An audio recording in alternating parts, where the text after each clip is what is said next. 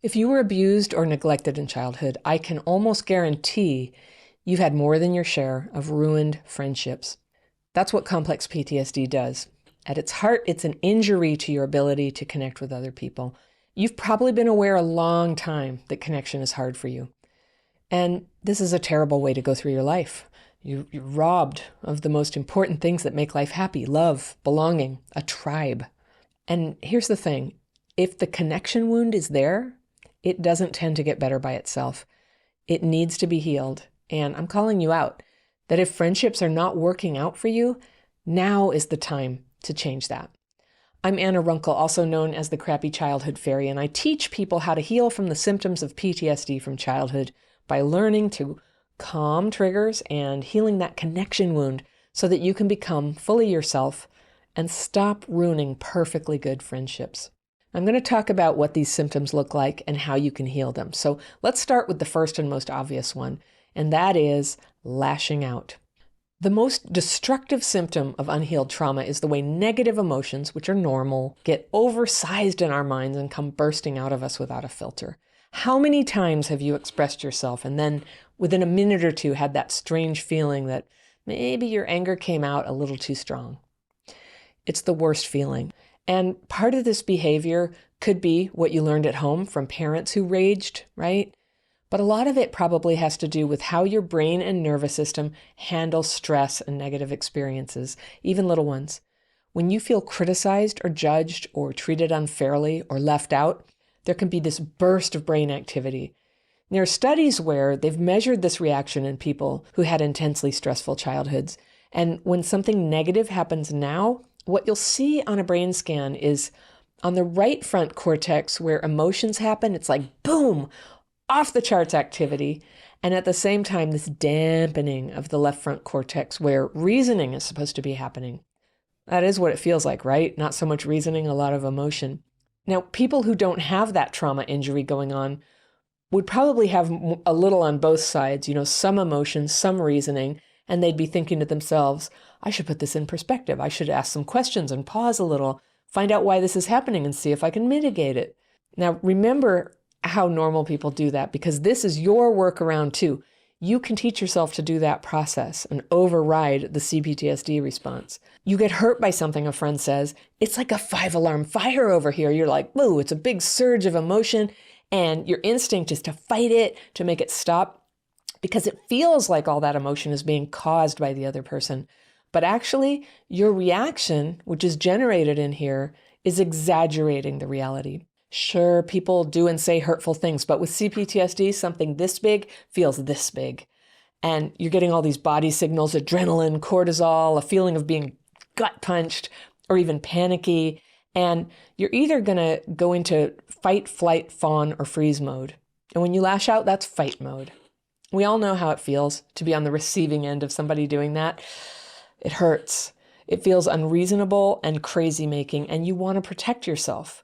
So when you react with that fight mode, you'll get a lot of people pulling away from you. And in a moment, I'll teach you how to prevent that. Okay, sometimes it's not overt anger that you're expressing. It's a negative emotion. It's usually anger or a feeling of being threatened, but you're dressing it up as concern, as in, I'm only saying this because I care about you, or I'm just speaking my truth, right? Have you done this? You say things that you think are just true or caring or clarifying statements, but your words are loaded. They're full of little prickles. And it's because even though CPTSD stops you from seeing this in the moment, your words are full of hurt. And it's hurt directed at the other person. And what is it? It's the same criticism, judgment, feeling of unfairness that sets off your triggers. So before you even know what you're doing, your brain is like, you hurt me, I'll hurt you right back. And your CPTSD brain thinks it's protected you, but it's totally messing everything up. You actually need friends, and CPTSD is sabotaging that. Another way negative emotions come in and wreck your friendships is you abandon people. This is that same thing where your CPTSD brain is trying to protect you, and this time by shutting people out, not speaking, not responding to them, giving them the cold shoulder, all because the reaction in here is more than you can handle. And it feels like they did it to you. And maybe partly they did, but CPTSD is characterized by that intense emotional reaction to things that's out of proportion to what's going on. And I know a bunch of you are going to say, but so-and-so is a narcissist and they were abusive to me. But I'm not talking about them. I'm talking about friendships, people that you want in your life. So if you're feeling a little too much emptiness where your friends are supposed to be, this could be one of the reasons, right? All right, sometimes your anger or defensiveness isn't directed at the person in front of you. It's directed at someone else, and you're having a lot of drama about it. And if your CPTSD isn't healed yet, you can be a bit helpless in keeping drama out of your life or staying calm about just regular ups and downs that are in all lives.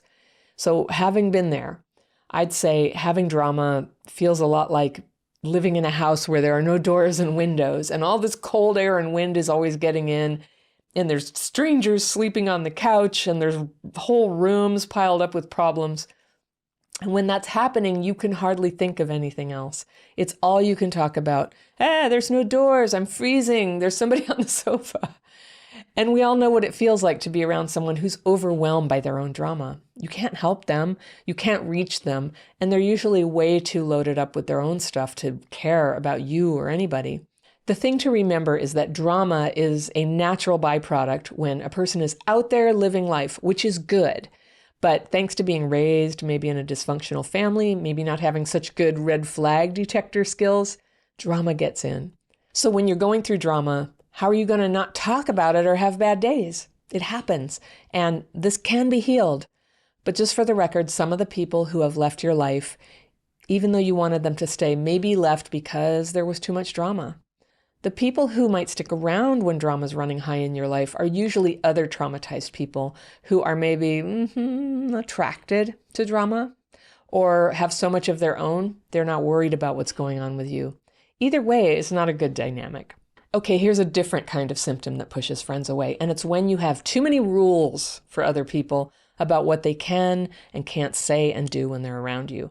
Now, there is such a thing as boundaries, like please don't give alcohol to my teenager, or don't touch this wound on my leg. Those are boundaries. But if you're someone who gets triggered easily into CPTSD symptoms, and I don't think you'd be watching this if you were not, it would be better if you could stay untriggered, because in that regulated state of being untriggered, you can have your boundaries and allow other people to be their wonderful selves. That's what everybody wants, including you. So what can you do to contain your CPTSD symptoms while your healing is still in progress and still open up your life to better and better friendships? The first and best thing you can do is to learn to calm your triggers from inside rather than trying to make other people protect you from getting triggered. It's not your fault that you have CPTSD, but it's not their fault either. The power to change things is actually here in your own brain and emotions and thinking. This is the only place where change is possible, even if it's not instant or easy. You absolutely have the power in any moment, any interaction, to pause and soften down and listen and be attentive to what's going on so that your negative emotions can kind of go over here and your friends' feelings can be safe over here. If there's something you need to communicate or express anger about or set a boundary around, it can usually wait a minute or two. And that little cushion of time between trigger and reaction is your friend. Doing this also helps to keep your focus on the values and behaviors that you're trying to hold for yourself or grow into. Now, maybe it's kindness, maybe it's a more accepting attitude, maybe it's encouragement for other people. And that little bit of time can also allow you to realize that you want to step away. Like when other people badmouth others or rant as a way to just be social. Not participating in that is a value too. And no, you don't have to criticize them or judge them on the way out the door. They get to be them. You get to be you, even if being you means not having them in your life. Now, having CPTSD can mean that on some days or for an hour here and there, you might get very stuck in your negative emotions and thinking. It happens all the time. There's a time to talk with friends about it, but there's a way that the intensity of CPTSD can make you talk a little too much about it, too intensely. Good friends need your time and attention too, so force yourself if you have to give them the floor sometimes, maybe half the time. What you can do with those negative emotions is funnel them out of your mind and onto paper. And I don't mean journaling, which maybe that's been helpful to you in the past, but the techniques that I used and how I recovered from CPTSD are different. And I teach them in a free course where you can learn the writing and the meditation technique that go together to clear that negativity out so that you can be more yourself. As always, I put a link to that below in the description section. I think it's under every video I ever make. When you do have criticisms of other people, you don't have to speak all of them, and you don't have to flee either.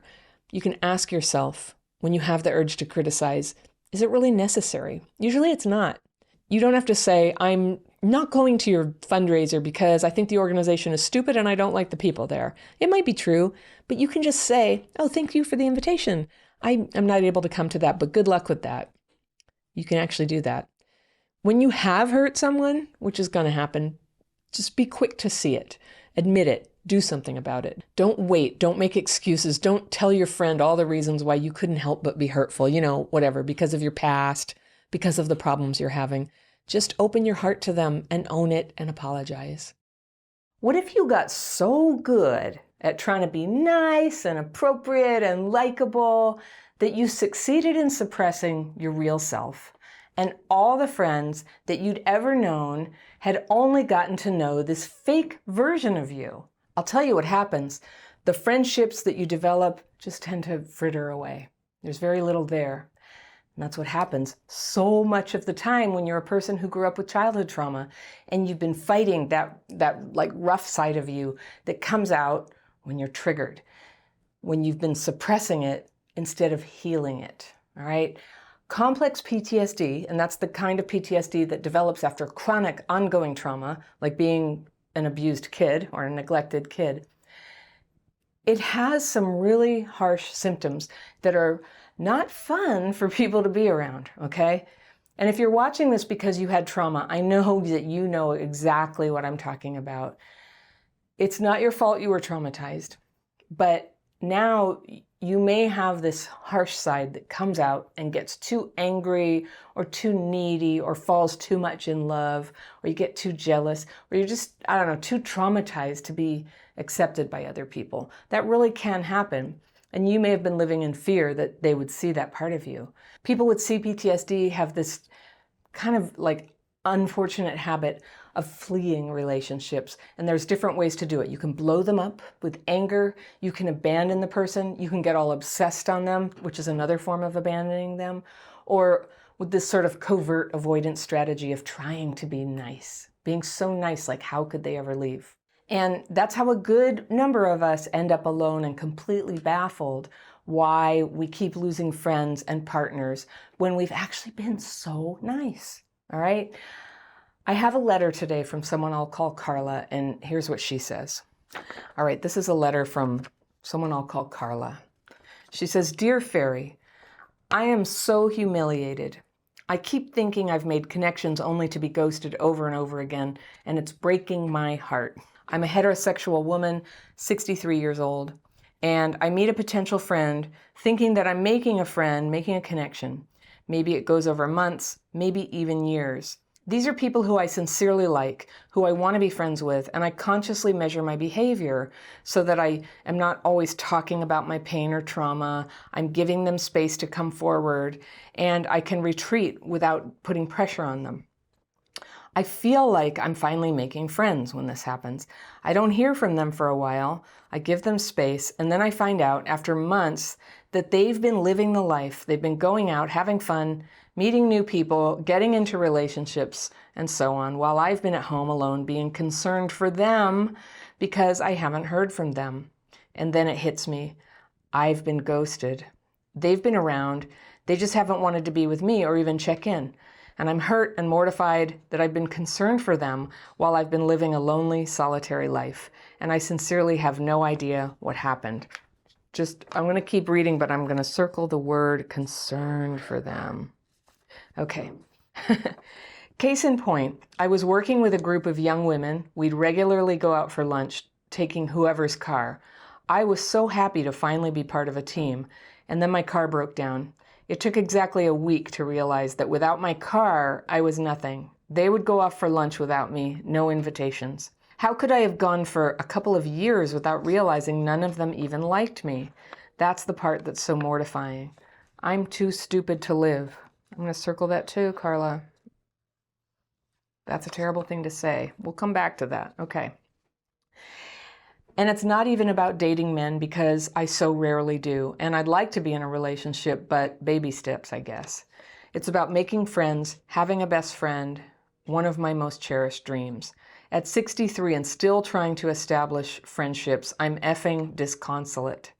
Fairy, I can't help thinking something must be desperately wrong with me to be this age and still trying to make friends, realizing I've been living a total crap fit life. Crap fit, for anyone who doesn't know, is a word in my videos for when we fit ourselves to crappy situations.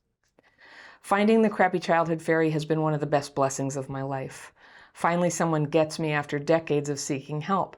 I've started the daily practice, which I love, and have signed up for the Healing Childhood PTSD course. My question is, how do I manage these heartbreaks in the meantime? How do I develop some sort of confidence when all my connecting isn't connecting? How do I even begin to date under these conditions? What little self-esteem I had is being systematically eroded, and it's all I can do not to just close my heart and never try to make connections again. I think we know the feeling. If it weren't for the crumbs, I would have nothing. Oh, I'm going to circle that too. I hope you can provide some words of comfort or advice, not tough love, because I'm already crushed. Thank you, and thank you for all you do. You've given me hope. Carla. Okay, no tough love here for you, Carla, today. Just love. All right, just love for you. You have childhood PTSD, and what you're describing is what so many of us have struggled with. And I started out this video talking about the phenomenon of fake friends. These friendships tend to develop when we had the idea that we had to totally suppress our real selves, like you did here, where you were saying you were so good. You measure your behavior. You don't talk about your pain or trauma. And I agree, that's good. But you're also saying, I give them space to come forward and I retreat so that they don't have pressure. That's all really good. But when I look at your whole letter, I just see a woman whose heart is completely good, who wants something totally normal, who's trying to squish herself into something that people like. And you know what the big thing I circled here was?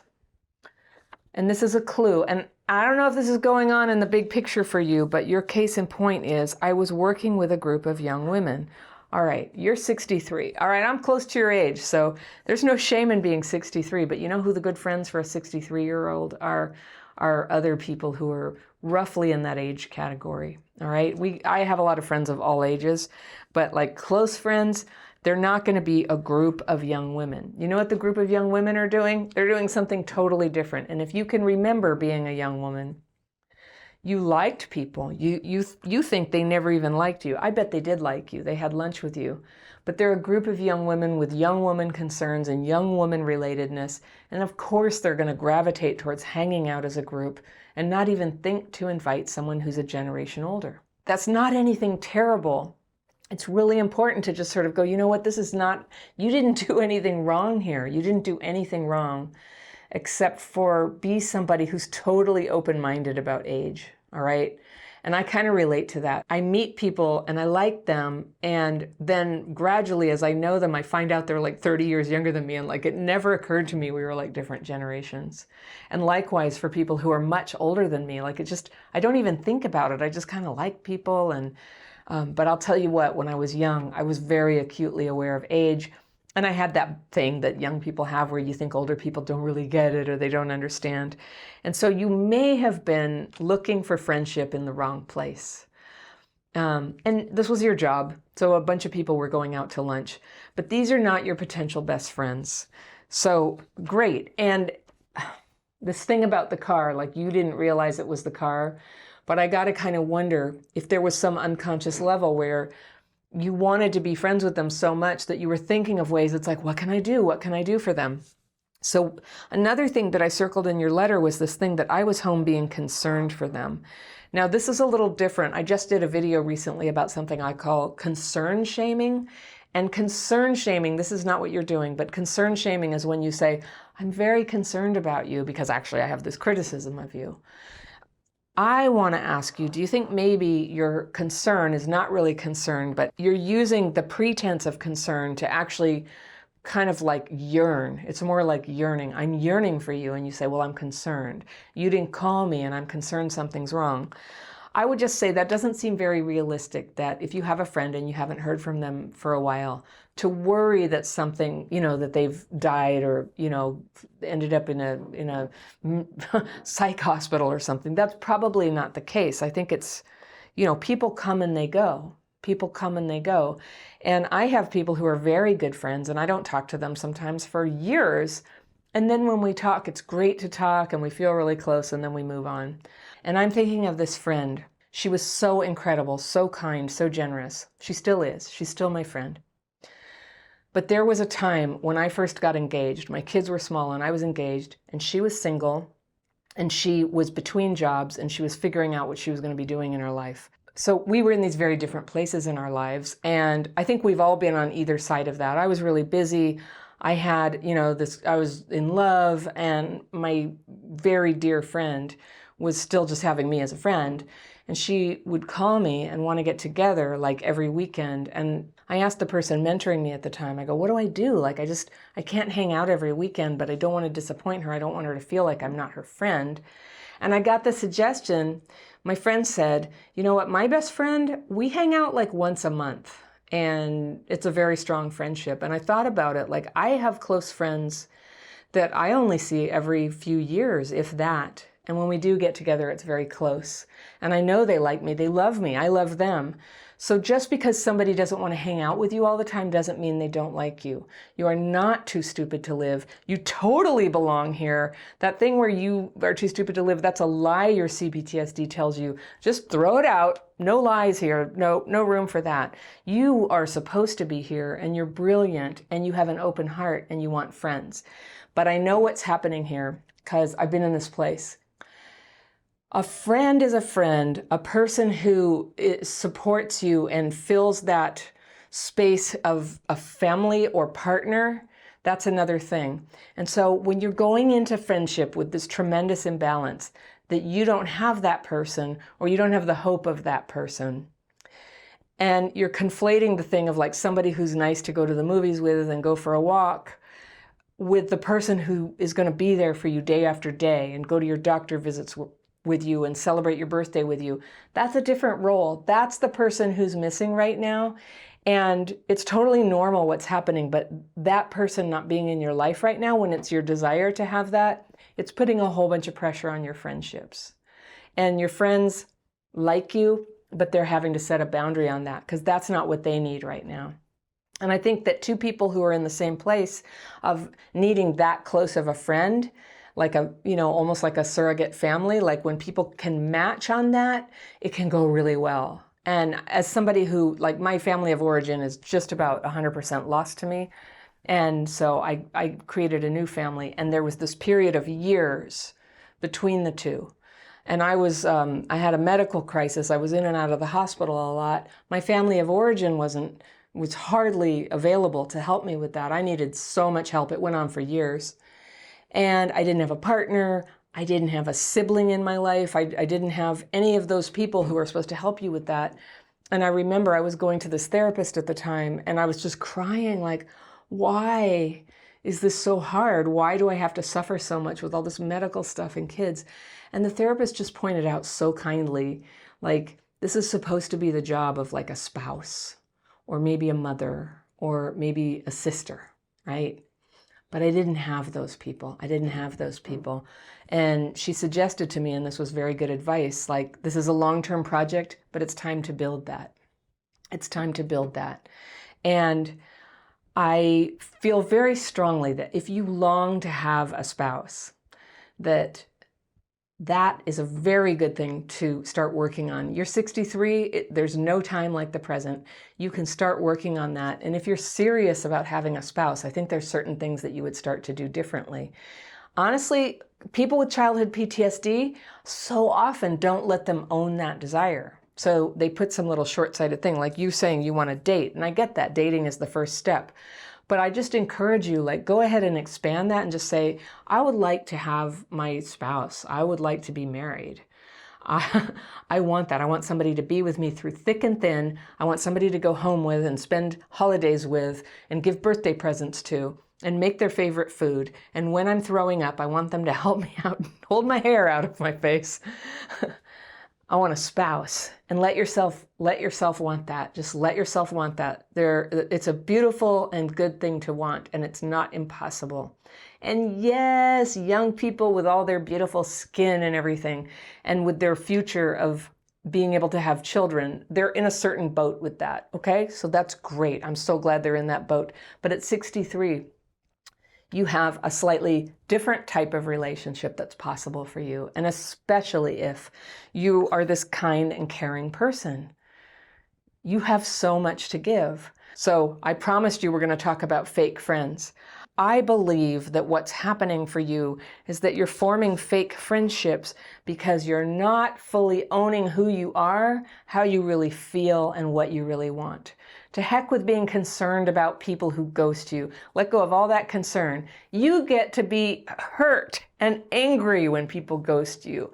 You don't have to tell them. You can tell them if you want.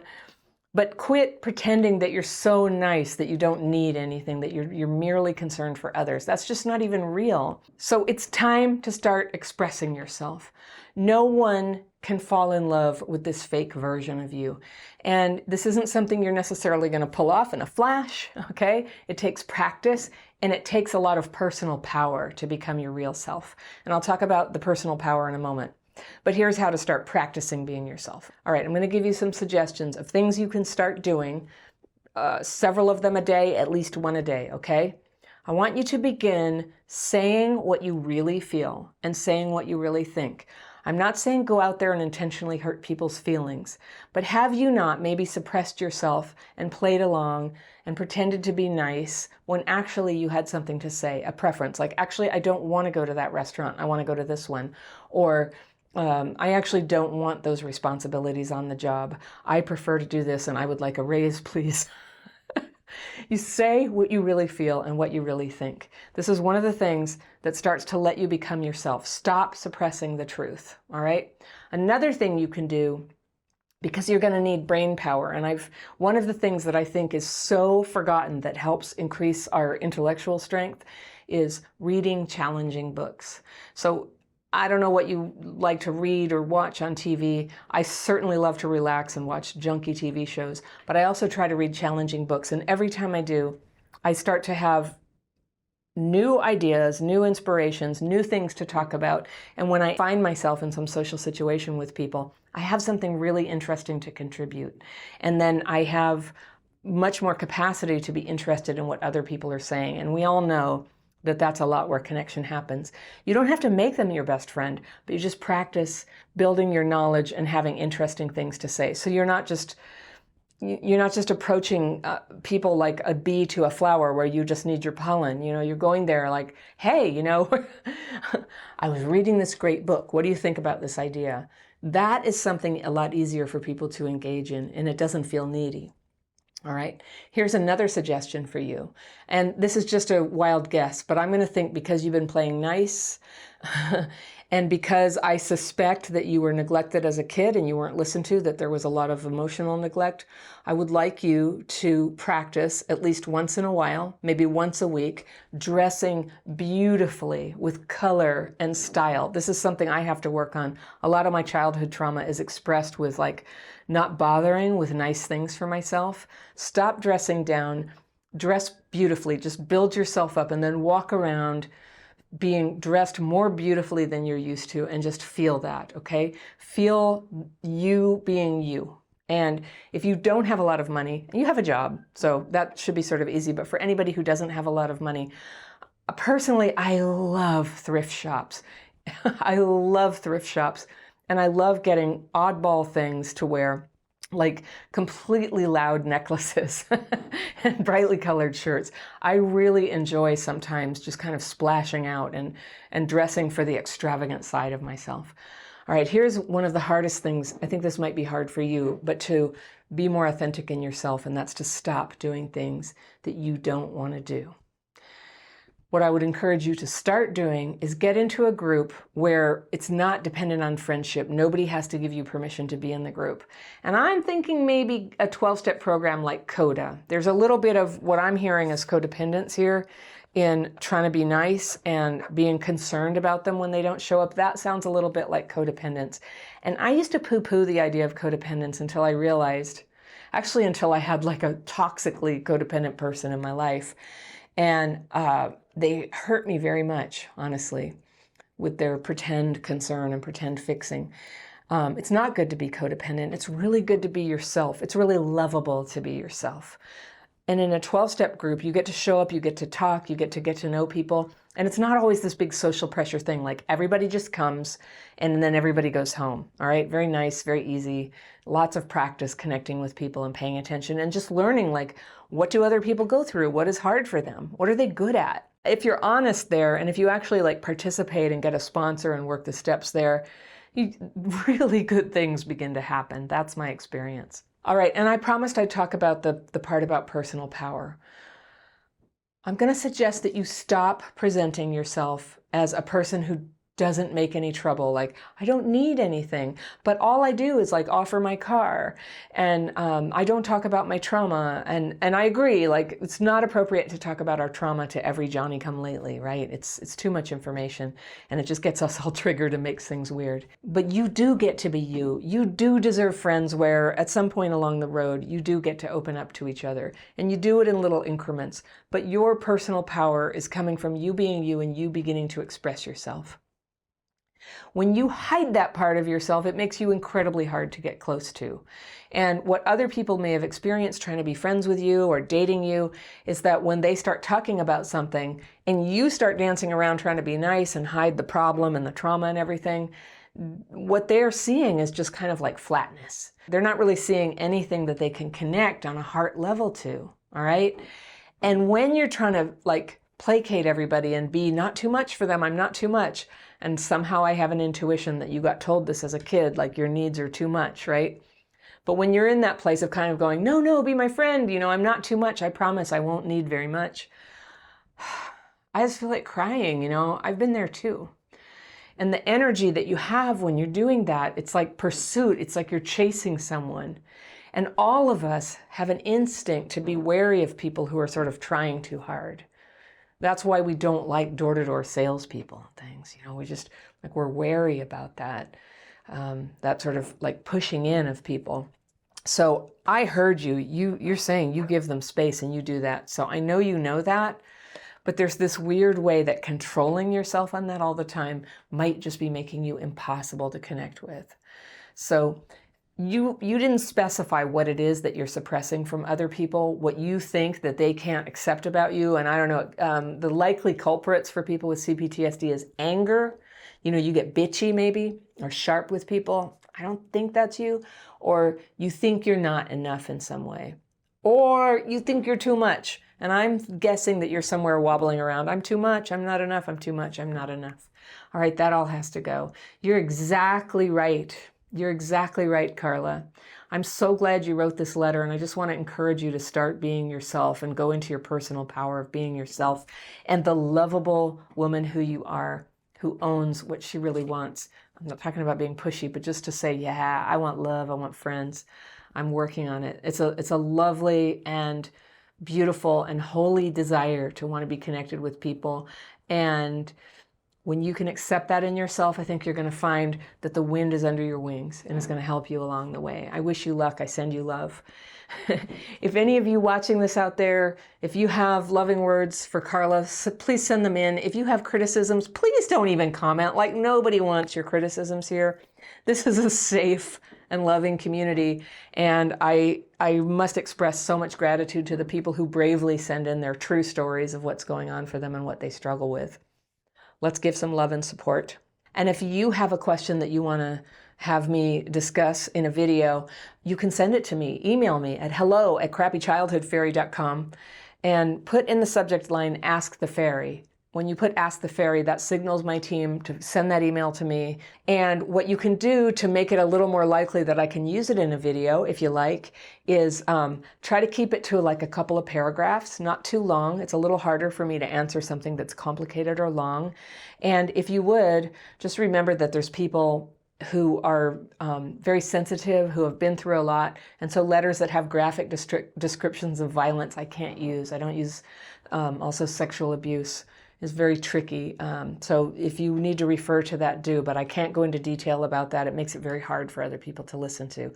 You can reference it and we will know what you're talking about. We understand as few others can. Parents who feel annoyed or angry at kids who have needs can do a lot of damage. And if this happened to you growing up, you might find yourself today surrounded by people who you can't have needs around. And you listen to them and support them, but when it's their turn to do that for you, you're magically not there. And they either don't care when you're having a hard time or they literally can't tolerate it. It's not reciprocal. And you might think that all people are like that, but they're really not. It's that whether you know it or not, you're picking people who are like that, and you're participating in that dynamic with them without even knowing it, probably because you have a blind spot. So my letter today is from a woman I'll call Jean, and she writes, Dear Anna, I have recently subscribed to your channel and have been watching one of your videos where you describe abandonment melange. I'm definitely experiencing this feeling right now after something which happened to me yesterday. Abandonment melange is a phenomenon named by Pete Walker that people who are abandoned as kids sometimes get that feels like a very intense mix of rage, grief, and panic when your abandonment trigger gets set off. And it's more intense maybe than non-traumatized people, and you kind of know it. Maybe if you get it, you know what I'm talking about, and you've kind of known for a long time that you take it harder than other people when somebody leaves you, or even when you fear they're going to leave you. Actually, you can get abandonment melange just from thinking that you want to leave. So that's what this is about. All right, so Jean says, I know the feeling is probably too intense for what the situation warrants, but I feel lost and confused because every time I feel I've established a solid connection or friendship with someone, it seems to blow up and evaporate the moment I express having any struggles, problems, or needs of my own. I've got my fairy pencil here. I'm going to circle things I want to come back to. I'm going to read through Jean's letter so we can just hear what the story is here, and then I'll go back and talk about things I circled. All right, I've been happily married, she says, for the past 15 years. Before meeting my husband, all my romantic relationships were either short-lived or, quote, casual. I'm guilty of having been the cool girl in my friendships too, always having a tendency to put the needs of my friends before my own, then being punished or abandoned by these people when I dared to express any issues of my own. As a result, I tended not to suppress this side of myself and just basically crap-fitted, telling myself this was the price I had to pay to have friends and to be accepted in a social setting. Crap-fitting, that's a word that I made up for when we fit ourselves to crap. We get very good at it as kids to just, however unacceptably we're being treated or the situation's bad, we fit ourselves to it. You can lose a lot of years of your life crap fitting instead of having something that's happy for you. Okay, so Jean goes on. I grew up with parents who were emotionally immature and would often tell me that I was too much. Have you been told that? I really resonated with that, Jean. Instead of instilling discipline or setting boundaries appropriate to raising children, they would verbally lash out at me whenever I crossed the line. Fast forward to the present. Nearly a year ago, my husband developed a sudden, rapidly developing illness, and we decided to move cities to get better access to medical treatment. Shortly before this, I met a good-looking gay guy at my gym who seemed incredibly cool and funny, but also open to discussing his vulnerabilities. We hung out a couple of times and talked about a lot of things, and I felt like I had found that special connection. He expressed dismay that I was moving away. However, we kept in touch, mostly through messaging. The communication gradually dropped off as the months went on, but I just put this down to having separate and busy lives. Yesterday, this guy posted a meme on social media about dealing with personal struggles, and it resonated with me so much that I messaged him to tell him this. He replied that he's going through some heavy stuff at the moment and lamented the general lack of support from people around him. I told him I will be in town next week for work, and he replied that he would love to catch up with me, and then I did it. I sent 2 further messages briefly telling him about the struggles around my husband's illness, the treatment, and people's lack of understanding about the condition, kind of reflecting the sentiment that he had expressed. He stopped replying and left these messages unread.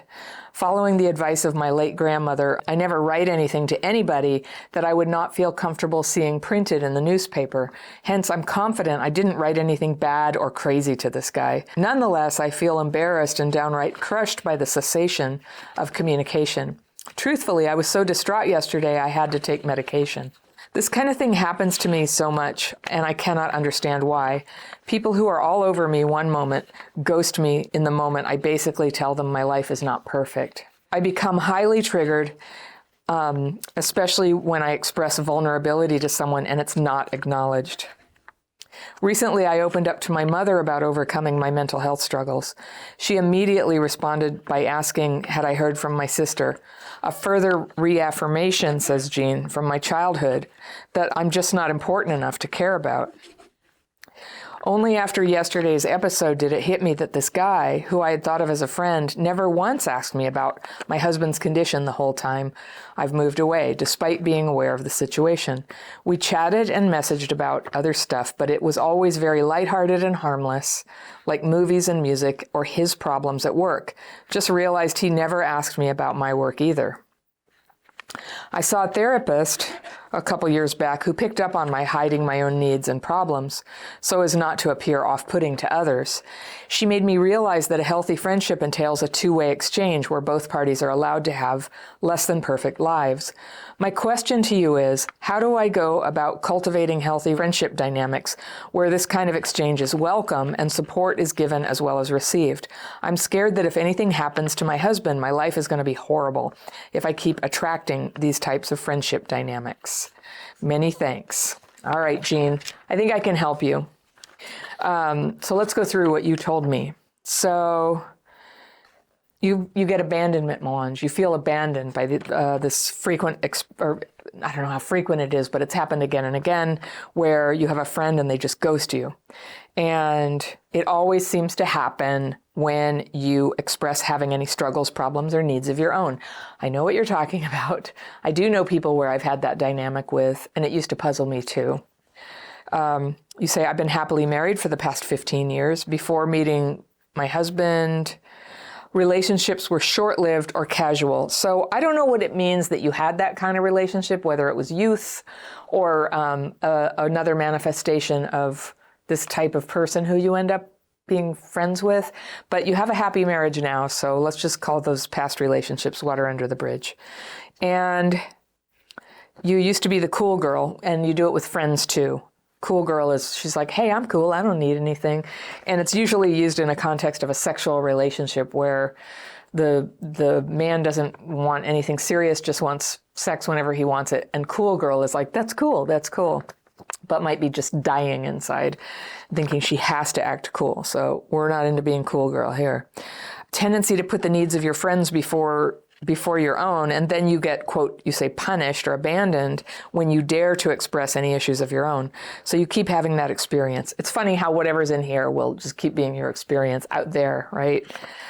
So your parents were emotionally immature. That's an interesting choice of words, and would often tell you that you were too much. Oh my gosh, I have been told I'm too much too, and I'm just the right amount. I just wasn't in the right place in my life yet. For me to stand here right now in my studio making a video, talking to nobody but a camera, you have to be kind of big. You have to have a lot of, going on here. And so this part of my personality, when I'm at the dinner table or meeting somebody new, I have to turn it way down because it's totally bowls people over.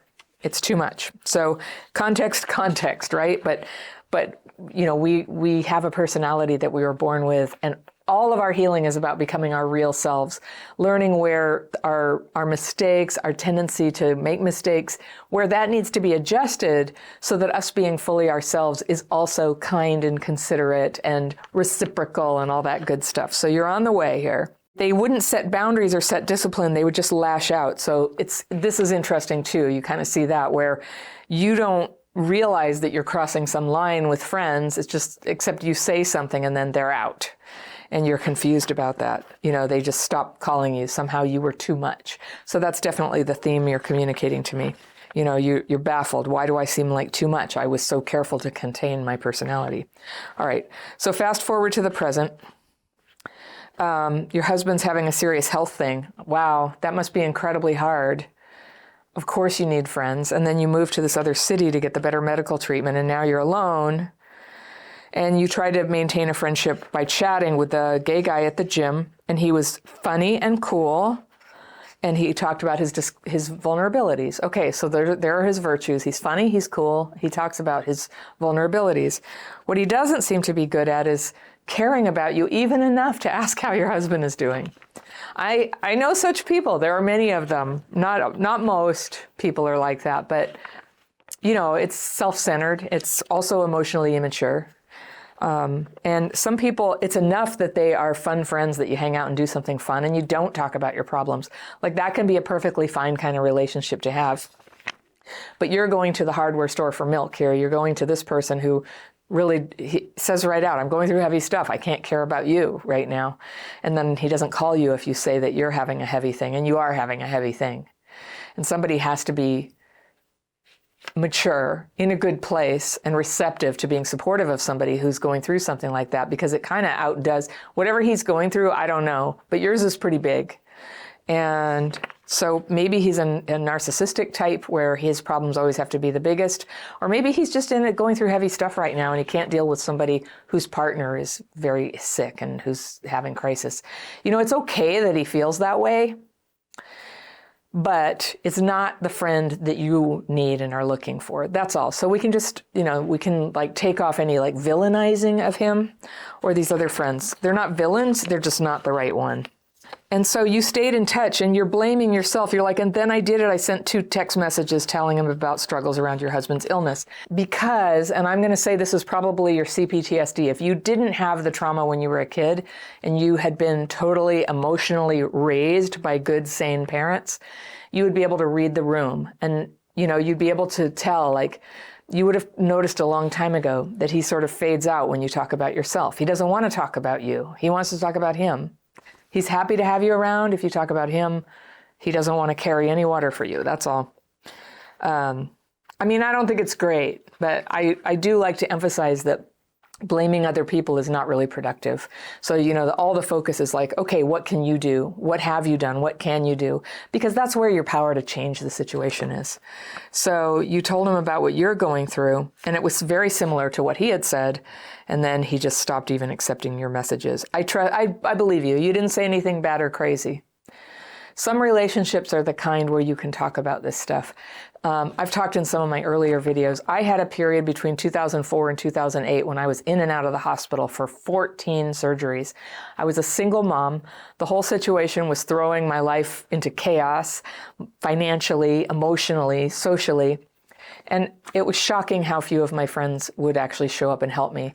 There were a few people who came to the hospital once, but mind you, I was there 14 times for probably a cumulative 4 months or something. So, a few one-time visits were not enough. And I had whole weeks without visitors. And I was surprised because I used to give a lot more energy than that to other people. And some of the ones, I was a 12-step sponsor, and yeah, it's a lot of time that you share with another person. It's not a commodity exchange. You're not giving time and in demand for something back. But I was just disappointed. I was sponsoring 12 people, and only a few of them ever showed up to, help me out. I needed housework. I needed my kids driven around. I needed food. Sometimes I was doing better, but when I was first out of the hospital or needed a ride home, I just was like a pile of needs, and I had such a hard time asking for it because I guess I knew on some level that they were going to let me down. And then a few people show up, and not only do they not let you down, but they amaze you. And so I think sometimes when we're suffering, and like what you're going through and what I'm going through, one silver lining is that it forces you to have to reach out for help. And if you're like me, like you don't do that very much. And so you don't have the fruit of finding the people who are actually there for you. And so it's never enough, though. I have this documented in some of my other videos and courses, but you know, there were times when I just didn't have anybody, and I was in such grief about it. I couldn't get better from all this surgery. It kept falling apart because I couldn't rest, and I was lifting my little kids, and I was so sad, and I was like, why is my life so hard and other people aren't? And a mentor said to me, because you don't have a mom, you don't have a sister, you don't have a best friend, and you don't have a partner. And I was like, there's the math, right? So your husband's in need right now. You don't have enough support for dealing with that. So that's an important problem for you to tend to, but you need the right people. You need the right people, and sometimes it takes time to cultivate those relationships. But it can feel less like despair when you're on the path, when you're working on cultivating those relationships. And by writing this letter and sort of inviting some insight about it, you are taking a huge step toward opening your mind and your healing process. So you're good. Things are going to happen. Things are going to happen because you've done that. So you said, I get highly triggered when I express vulnerability to someone and it's not acknowledged. So one thing about that, just to see, can we scan the horizon for anything you might be doing to make it worse? When we have a trigger, it's understandable that you have a trigger about that, but it could be kind of uncomfortable for people. Your energy gets weird. There's anger where it's kind of puzzling to people. So that might be something, is that when you express vulnerability or say something, you might already have a little bit of tone that's kind of putting people on notice, just possibly. I'm not accusing you, just like ask yourself, is that it? And you might not be able to stop doing that right now because you still have a trigger, but that's what my program is all about. You learn to calm these triggers, and then they come out just neutral, and they don't have that charge that feels like an accusation.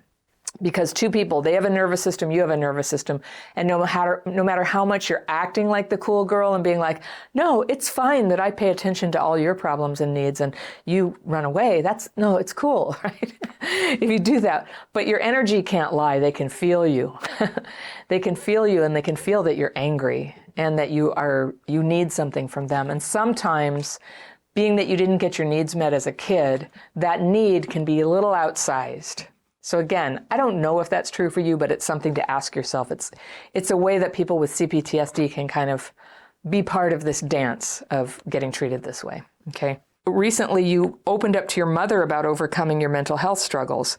Okay, I understand the impulse, but I just want to say, you get what you pay for, right?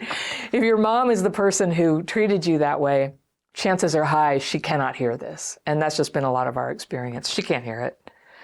But you tried. It's worth a try. It's worth a try, but if I had been there at your side while you did that, I would have said, prepare yourself. It's probably not going to go well.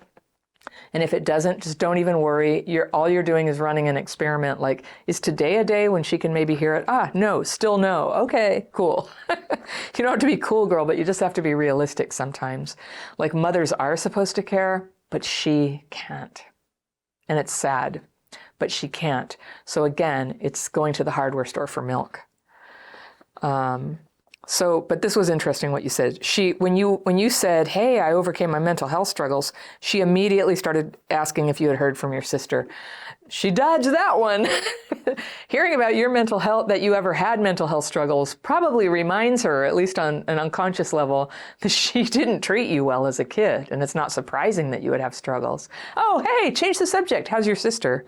So that doesn't surprise me, but I know what it's like. And it's just like such a colossal and obvious dodge of you opening your heart. And I'm sorry, That does feel bad, but it's time to adjust your expectations. You have such a mother. And so here's what's interesting. You said she did that, and you put in boldface, a further reaffirmation from my childhood that I am just not important enough to care about. All right, I'm going to stop you right there. No, that's not what it is. I think you're telling me what your fear is. Fear, it just goes to show I'm not important. And I hear that that's how your emotional being hears it, but no, it's a reaffirmation that she is emotionally damaged and not able to pay attention to another person's needs and needed to change the subject, either on purpose or unconsciously, or basically is just so freaking out of it that she doesn't even know that you're not supposed to do that, that's rude.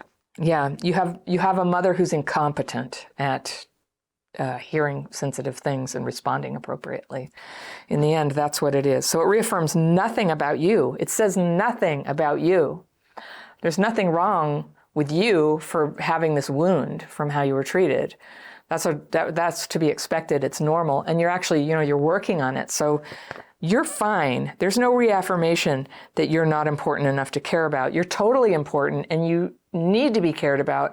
You have a husband now, so that's somebody who cares about you. Your mom probably is never going to care for you more than she does right now. And it'll be superficial. She can't hear you. I don't know anything about her, but I just know she couldn't respond to you in that moment. And it was really, sounds like it's never really better than that. So a therapist validated for you. Yeah, this is, you hide your own needs and problems to not be off-putting. So you really seem to have internalized this idea that you're too much. And if you did, you're so much like me and so many women that I'm close to where we're just like, yes, we're too much. And what is too much? We're very vibrant emotionally, often intellectually. We have a lot to say. Like, I'm not always received well when I have opinions or when I have a lot of exuberance or enthusiasm. It feels like a lot to people. I'm at a point where my emotional needs are basically met by me, and I have a husband, and I have sons who are caring. I'm reasonably cared for enough that anybody else, if they're uncaring towards me, it doesn't destroy me. I think it's rude. I might not like them. It hurts my feelings, but it doesn't destroy me anymore. I have a defense there. And I know a lot of people are listening and they just don't have that person who gives them a little buffer, who cares about them even when other people don't. And so all of us, that's our job, is to learn to connect enough to have people who do care. And should we need help, they will be there for us. And part of how we do that is by being there for them. And it's a tricky dance, isn't it? Because you don't want to be a doormat. You've been sitting there listening to like this gym guy's problems all this time. So here's another thing just to ask yourself. I don't know that this is what you did, but this is one thing that a person sometimes does, which is when you tend to take care of other people's needs and they don't reciprocate, it can be this kind of negative, toxic pattern of trying to do a trade with them that they never consented to. You're just like, hey, I'm cool, girl. I'm your friend. We're just friends. Oh, that's so sad that you have that problem. And then you demonstrate all this empathy for them. But on some level, you're trying to make a trade with them. Like, I'll tell you what, I'll go over the top and care for you. Will you do it for me? But it's not spoken. And you only hung out with them a couple times. So, it's like, this is a little bit like dating. Like 2 dates, you don't really get to have big expectations of somebody. All that is a way to get to know somebody. And some people do like open up intimacy, friendship, closeness with others by talking about their problems, right? So this guy did that. But that was, it just wasn't what you hoped. So I would say women, friends, people who have some similarity to you, like it's okay to have a male friend and a gay male friend is safe for your marriage and everything, but women, it's really important to be friends with women, especially when you had a crap mom. And I speak from experience. I had a long time when it was hard for me to do that, and it's so much better now. And there's an important thing that, people who are similar, they can give each other, they can have that understanding together. So that said, everybody's got to find friendship where they can. Everybody's a little unique. Not everybody fits the mold. I used to think it was, I'm just not like woman-like, and I fit in better with guys. But I think a lot of that was CPTSD. It was CPTSD making it very triggering for me to be around women, and especially the way they have ease around each other. It's hard. Then I'm like, why do they have ease? I don't know what to say. I don't know the right thing to say. And the less fear and resentment I have, I use this technique, the daily practice. I teach it in a free course. It's always down below in the description section. It's on my website, Crappy Childhood Fairy, free course. You take that free course and I will send an email to you inviting you with a welcome. You get a welcome email and it says, do you want to join me in my free calls? And I do the calls twice a month. And people come on live and ask me questions. We use the techniques and then I take questions. But using that technique, the reason I devote so much time to sharing that with the world is because it saved my life. And it helped me just move a lot of just fearful, resentful thoughts. I don't know where they go. I don't know how they connect. I don't know what causes what. I don't have to know. I just have to get them on paper and out, ask for them to be removed, rest in meditation, and I just find that my mind has room for new things, new development, new feelings, new relationships. I'm not so in the grip of things that have hurt me in the past. And you know how they do that? They just sort of ride on top of your head, and squish you down. And it's all you can, it attracts your focus. And every time your feelings get hurt, you're like, see, that thing. And I hear that going on for you. It's normal. But the more you get free of that, the more you can begin to have a new experience. And isn't that what we all want? We want newness. We want the opportunity to have a life defined by who we really are and not by what they did to us. So what do we do about this? So how can you change the pattern? Jean, this is what I want to suggest to you. Think of these friendships a little like dating, where you're not going to just rush in and be best friends and tell each other your problems. Your problems are not the main thing about you, even though right now it is kind of the main thing about you that you're going through this crisis with your husband. But you are a whole person with a whole life and a whole story and a whole set of ears and a whole heart to share. And so gradually, I'm going to say 6 times hang out with somebody before you get into problems of your own, right? Just 6 times to hang out, have light conversations, ask questions, tell things about yourself, but not the heavy stuff yet, all right? That's the secret, is just to allow a friendship to sort of take root, get a feel for it. Sometimes you hang out 3 times and you just realize, we don't have anything in common. Or you hang out for a few times and you're just like, I don't like this person. I don't like what they just did, how they treated the waiter or whatever it was. And so you're going just a little at a time. Think of it like an egg carton, put 1 egg in at a time, 1 egg in at a time. You don't just take the whole thing and go. So just gradually test the relationship and see. And you can begin to introduce things that are on your mind, not crises yet, but just kind of be very conscious and just see how they respond to that. And don't go in and caretake them emotionally around the problems they say. You can nod. Honestly, when I talk about my problems, I find it very hard when people get in there and try to fix it for me and go, oh my God, that's so hard. Because what you're saying is, and they try to reframe it, and I know they're just being kind, but I don't like having my stuff reframed. Mostly I like, if I tell a friend I'm having a hard time with this, I cut my teeth emotionally in Al-Anon. Years, and there's a custom there that you just let people say what they're saying. You don't comment on it. You don't go pat them on the back or anything. You just let people say what they're saying, even when they're sad. After the meeting, you can go up and go, oh, I heard what you said, and that sounds really hard, and here's my number. You can do that, but you don't do it in the middle of people talking. And at first, it felt very weird to me, but you actually can just let people talk and give them your full attention and show them with your face that you care. You don't have to rush in and fix it. And definitely you want to stay away from trying to create any sort of tit for tat. Like, I tell you what, I'm going to give you a whole bunch of empathy, but you owe me. Really just get to know somebody and see what they're like, and see if they really are somebody that you want to share things with, or that you want to give a whole bunch of emotional energy to. Now, because you have this kind of trauma imprint where, and I think you had said, that you attract this kind of person. Did you say that? I don't know. You may not have, but that's often our perception. We just go, I don't know where these people find me, but they do. They're actually, there's a whole mix of people around you, just like everybody. It's not magic. It's who you resonate with. You're used to it from your mom. You have the capacity to pay attention to people who are self-centered. And they love that, believe me, because they're so self-centered, they can't get everybody to do that. So when they find somebody like you, they're not being devious. They're not intentionally hurting you, but they're just they love to have people dote on their problems, and they're not interested in giving it back. That's how they roll. You will crap fit to that. So there you are. Now you have a friendship with a person like that. Somebody who didn't have your trauma would probably just be like, oh, hi, gym guy, and then not have a friendship, because they would sense the shallowness of somebody who talks about themselves but shows no curiosity and does not even respond when you say, well, I'm moving away because my husband has a serious medical thing. Like any friend who is emotionally intact is going to go, oh my gosh, what's going on? Is he going to be okay? Where are you going to live? Like any friends would do that. The guy at the gym, you'd only hung out a couple times. So it's not even really on him to be that. He hasn't let you down. He's just revealing who he is and what he's interested in right now. And it's not what you hoped. So he's off the hook. You're off the hook. And now you get to practice through getting to know people in your new city by, one little hangout at a time, one conversation at a time. Hold back on the heavy stories.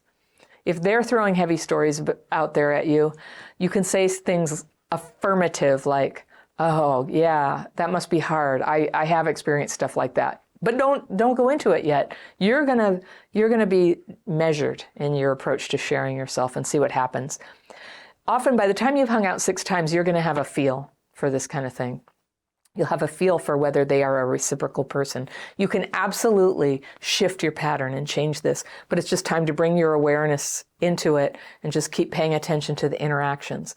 And for this, it helps if the first ones are not super long, like not a big day outing or something, a cup of coffee, a little walk, a short thing so that you have a conversation. And it's okay that some friends are not for our deep stuff. They're just people we take walks with. That's okay. You can do that.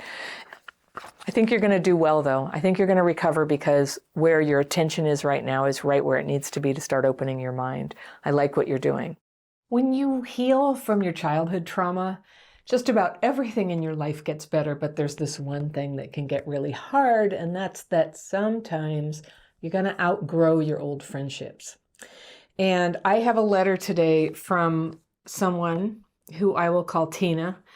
And she's describing what it's like to get together with old friends who are still in the CPTSD frame of mind that she's already left behind. And she writes, "Hi, Anna. I have CPTSD from a very neglectful and abusive childhood, then an abusive 25-year marriage, then an abusive boyfriend for 5 years. I am single now and not looking. Woot, woot. I've done a lot of work on healing myself over the last 2 years. So proud of you, Tina. I feel that I have come really far, but I have a lot of healing to do. We all do. I practice daily writing and grounding in my garden, along with other relaxation methods. Good. And I want to finally have a safe, happy life and hopefully marriage one day. Good goal. I have 2 really close friends that I've known for decades. We initially bonded over our similar childhood experiences and how many strong, positive traits we have in common. They've been there for me during the most difficult times in my adult life. One friend seems stuck in fight mode. Everything is a fight with her. Now, Tina's referring to the fight or flight response, or fight, flight, or freeze response, or now, thanks to Pete Walker, there's a 4th response named and defined, and that's fawn. Fight, flight, freeze, fawn. These are nervous system reactions to stressful situations, and they're set off by the brain and the autonomic nervous system. And so when let's say you almost get hit by a car, your body will go and you'll run out of the way, right? And your heart will be pounding and cortisol will be going, and all of that was designed to help you. Well, with childhood trauma, sometimes we get stuck in trauma reactions just about little things where actually we don't need to run out of the way. And another form it can take is the fight response. So let's say a predator comes up, a lion jumps on you and you have to fight the lion. Well, we get that response also from abuse. And then we can end up having an involuntary fight reaction when we're just having a conversation at the supermarket. And that's a lot of what is difficult about handling untreated complex PTSD. From abuse and neglect in childhood. The freeze response is when somebody kind of spaces out or can't really, just get stuck in the same spot and doesn't know what to say or how to react to a threat. The fawn response is when a person tries suddenly to be a great people pleaser. It's like, oh, don't be mad, don't be mad. We try to placate and calm them. And most of us cycle around to all 4 of those responses: fight, flight, freeze, or fawn. And we often favor one of them. You might have one that's the dominant one in you. So in Tina's letter, she's describing a friend who's stuck in fight mode. Everything is a fight with her. She argues with cashiers at the store. She flies off the handle in huge, disproportionate ways over the smallest slight from strangers. Her kids will say or do something wrong and she will hurricane. I've never heard that word, but I love it. To hurricane, a verb. I get it. I don't even need an explanation. She will hurricane, lecturing and making them give these overly complicated apologies to everyone, even people who were not present or involved in the, quote, offense. She fights with people on the internet and every neighbor she's ever had. Her childhood and marriage were horrifically violent. She acknowledges that she has CPTSD, but she says it's too much to face the healing work. I'm almost never the recipient of her storming, but it stresses me out to see her doing it to others. Yeah, I'd feel the same way. I've come to recognize that my go-to PTSD response is fawning. And we talked about what fawning is, right? People pleasing. So Tina writes, when my friend gets like this, I find myself trying to soothe the situation or create some distraction to stop her over-the-top response. I feel great fear. My other friend, she says, is stuck in flight. Flight response. A fact she readily states about herself. She and I like to watch her videos together and discuss them. She was violently, physically, and sexually assaulted from toddlerhood, then abandoned and homeless by age 12. Oh my gosh. She admits she has CPTSD too. Okay, well, I'm so sorry. But periodically, she just abandons our decades-old friendship with no warning and no explanation. Often it happens after we have just shared a wonderful day together. She also does this to her mom, sister, and adult kids. So that's what she means by flight. She just evacuates the relationship periodically. She will not answer my calls and replies with short texts only, saying how much she misses our friendship, but she stays cold and distant. It is so hurtful and at times leaves me in the lurch when we have agreed to do something or work together on projects. Then weeks or even months later, she suddenly pops back up like nothing happened and does not want to talk about it, other than to apologize profusely and promise never to do that to me again. She's been doing this to me for 30 years. No matter how I explain the abandonment trauma it causes me. Yeah. She refuses to take any actual action to change this or do any real healing work. I love my dear old friends. We've shared so many experiences and laughs and hurts. We've always been this motley crew of walking wounded until I began doing all this healing work. Now, after all their dysregulated behaviors, I feel exhausted and foggy-headed. My question is this. I know I can't do my wounded friends' healing work, but I also can't bear the idea of them being out of my life. I really love them so much. They are my support and safety net. They can't help the way that life has made them any more than I can. My heart is filled with compassion for their pain and lost childhoods. Do you think someone like me with life-altering CPTSD can be close to unhealed wounded people and still heal? Or is continuing to experience their trauma keeping me from moving on into healthy relationships? Is there a way to help our dysregulated loved ones without being sucked in ourselves? Do you think getting healthy means leaving behind those we were unhealthy with before we healed? Thank you for reading this and for any thoughts you want to share. Okay. Tina, thank you for this so much. I think a lot of people have this issue, and this is what happens when we start healing. We begin to outgrow the people we used to hang out with. What I hear you saying, though, is that there's still a lot of good stuff about these friendships. And so in your case, I'm going to say, yes, I think you can stay friends with these people. I think that's certainly a possibility. And it will help you to find a way to not get sucked back in. I hear you're getting foggy-headed and stressed out, that it's really affecting you.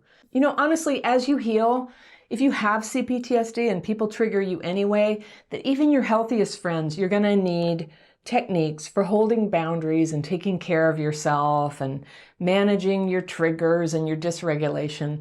So that's all okay.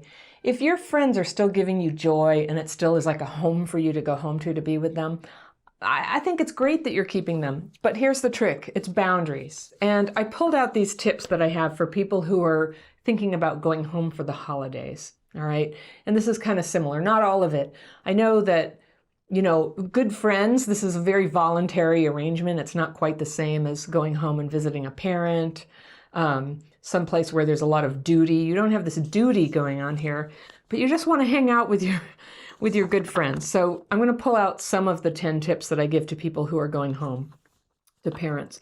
All right. One of them is when you go, you own the decision to go, which you already do, but just plan it slowly. Just take your time to think through a little bit, like what are likely to be the situations where your friend who fights, the one who argues, what are the situations where that she's a little likely to get into something with that? And how are you going to have a plan B so that you can sort of not be present for it? Like, let's say if it's the supermarket for her, right? That she's going to end up yelling at the cashier. You can wait in the car when she goes in. And the important thing is you don't tell her like, look, I don't want to go in the store with you because I know that you're very likely to get into an argument with the cashier. You don't say that. You just say, would it be okay if I hang out in the car? And that's the beauty of it. Setting boundaries doesn't have to be a big thing where you tell people that they've done something wrong or you expect that they're going to let you down in some way. It's just a way that you can quietly take care of yourself and stay out of the situations that tend to suck you into the big black hole of dysregulation from being around it. And people do that. Being around a dysregulated person can be dysregulating, but it doesn't have to be. Another thing you can do is your daily practice. And I know, like, let's say you got together with your friends for some weekend, at an Airbnb or something. And every morning and every evening, you wanted to be writing and meditating and using your relaxation techniques to keep taking care of yourself. I know how tempting it is when you're around people who are dysregulated. So you're starting to kind of like abandon yourself already. And it's time for you to do your meditation. And they're in a hurry and they want to hurry up and go to dinner. It's very tempting to just go along with it. So this is a really important thing, is to do the things that take care of you. Like, limit alcohol or don't drink. Get your sleep. Do your meditation. If you use my daily practice like twice a day, make time for it. And just be cool about it. Don't ever lecture people. Don't ever tell them they ought to do it. Just say, I need to do my thing. Would that be okay? The best way, if you're ever going to influence them to be interested too in healing, is to just to become different. They will see the difference in you, and when the chips are down and they're feeling kind of open-minded about something, they might ask you how you did it and be open to learning. Some people seem to have a gift for this, of being able to influence other people who aren't doing it yet. And funnily enough, even though I talk about this on YouTube and now, thousands of people are using the daily practice, in my life, if I go up to people, and believe me, there are many people where I'm like, you really should do this. It'd be better for me if you did. When I suggest to them that they do what I do, it's offensive. It's offensive, right? They don't like it. It tends to discourage them from doing it and has the opposite effect of what I would have wanted. So I've just found the best way to influence people to do their own healing is to heal myself and then, let them come to me if they're interested. Rarely happens. All right.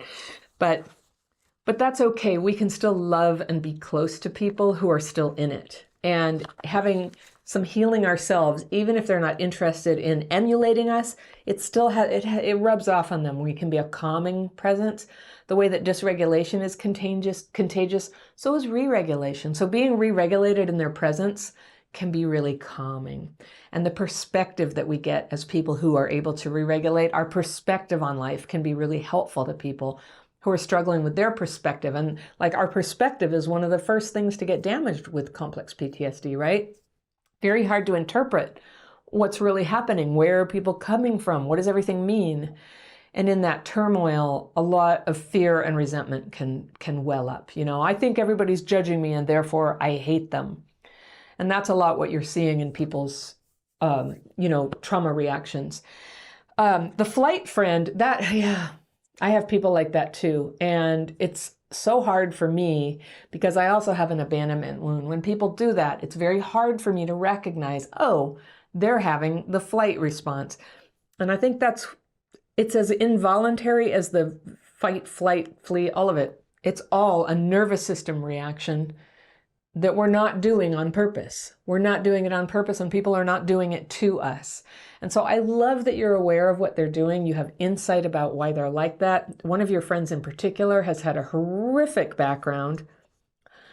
And I think that at a certain point, what we have to ask ourselves is, are we willing to just love people as they are, even though they come and go like that? And the more we can step into that role of loving people as they are, the less triggering their behavior is.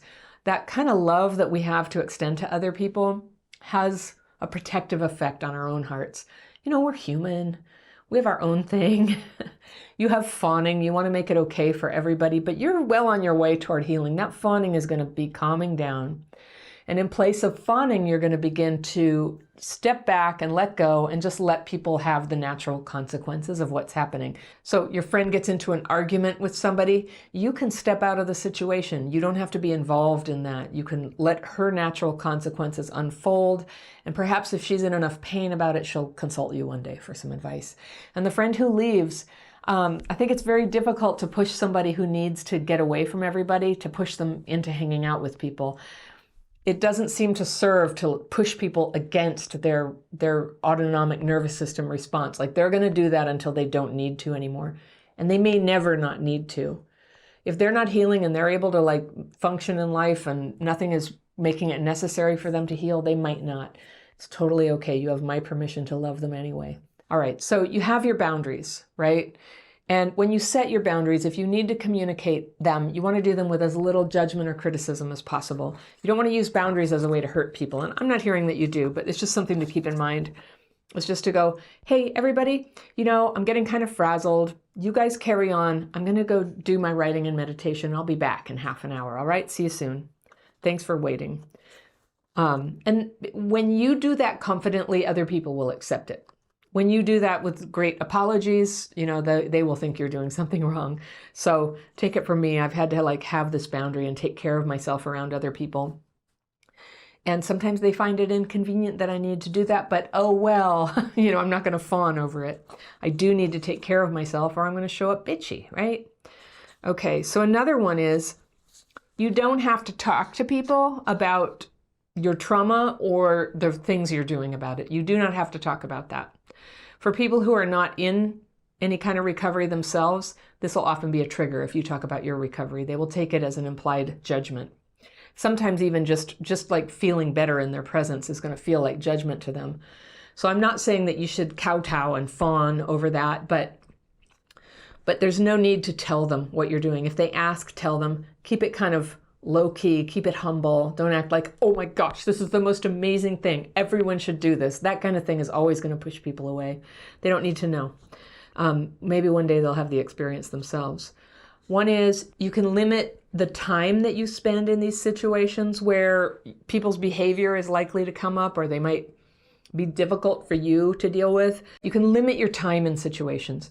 This is a really important thing if people are going to be triggering for you to be around. If you're dreading, you're worried they're going to get into a weird situation, everybody's going to say, go connect with a group of friends, but you know this one friend is really going to be very triggered by that. You can say, you know what? I'm going to join you guys just for the tail end of that dinner. I want to see everybody, but you get to take care of yourself by limiting time. And a lot of us with CPTSD, like we can hold it together for 30 minutes or maybe an hour, but we can't do 4 hours. And if it's an all afternoon hangout or something, you know, we can start to sort of get unraveled by it. So just try to know your limits and go ahead and build in kind, gentle reasons why you have a time limit on it. All right. You can also avoid unnecessary conflicts. So that is like, don't bring up controversial topics with them. Don't try to resolve big problems. Remember that your goal is to enjoy your friends there. You don't have to work out every conflict that's ever come between you. You don't have to talk about politics. You don't have to talk about religion or any of the things that have ever been kind of difficult for you. And finally, if you're really worried about an interaction or a visit with people, have a plan B. Just have a fallback plan. And this could mean something like taking your own car to a get-together, not relying on somebody else for a ride and getting stuck there, or making sure that you have a ride-sharing app and you have your phone and you just have a way to remove yourself from a situation that's getting to be too much for you. So those are what it is, you know, taking care of yourself physically, having boundaries and thinking ahead about what might be triggering for you, having a plan B, and then as kindly and gently as you can, just have your boundaries and your plan B without ever anybody knowing, if you can help it, that you're having to set boundaries and putting up little protections for yourself against behaviors that you find hard to deal with. That will help both of you enjoy the friendship and be there for each other. You never know, healing might come to them one day.